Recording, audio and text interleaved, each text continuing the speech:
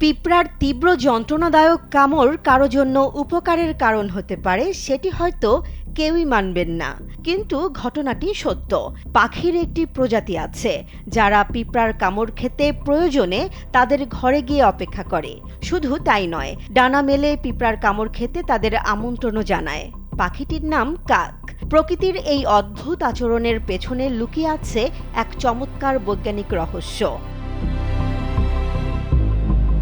পাখিদের এই স্বেচ্ছায় কামড় খাওয়ার প্রক্রিয়াটিকে বিজ্ঞানীরা বলেন অ্যান্টিং।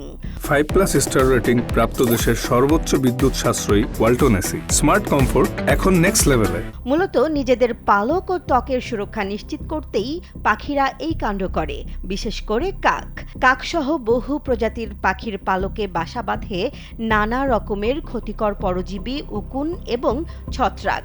এগুলো পাখিদের চুলকানি ও নানা রোগের কারণ হয়। যখন কোনো পাখি বা কাক পিঁপড়ার বাসার ওপর গিয়ে বসে, তখন স্বভাবসুলভভাবেই পিঁপড়ারা নিজেদের বাসা বাঁচাতে পাখিকে আক্রমণ করে এবং কামড়াতে শুরু করে। এ সময় পিঁপড়ারা তাদের শরীর থেকে এক ধরনের তরল নিঃসৃত করে, যা ফর্মিক অ্যাসিড নামে পরিচিত।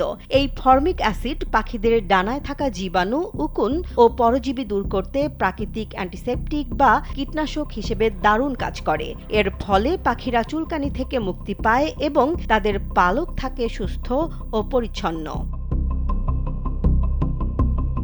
কাক অত্যন্ত বুদ্ধিমান পাখি। তারা এই অ্যান্টিং প্রক্রিয়ায় সবচেয়ে বেশি পারদর্শী। তারা ইচ্ছে করেই পিঁপড়ার ডিবিতে শরীর ঘষে বা ঠোঁট দিয়ে পিঁপড়া ধরে ডানার নিচে ছেড়ে দেয়, যাতে বেশি পরিমাণে ফর্মিক অ্যাসিড পাওয়া যায়। এটি তাদের এক ধরনের প্রাকৃতিক স্পা বা থেরাপি।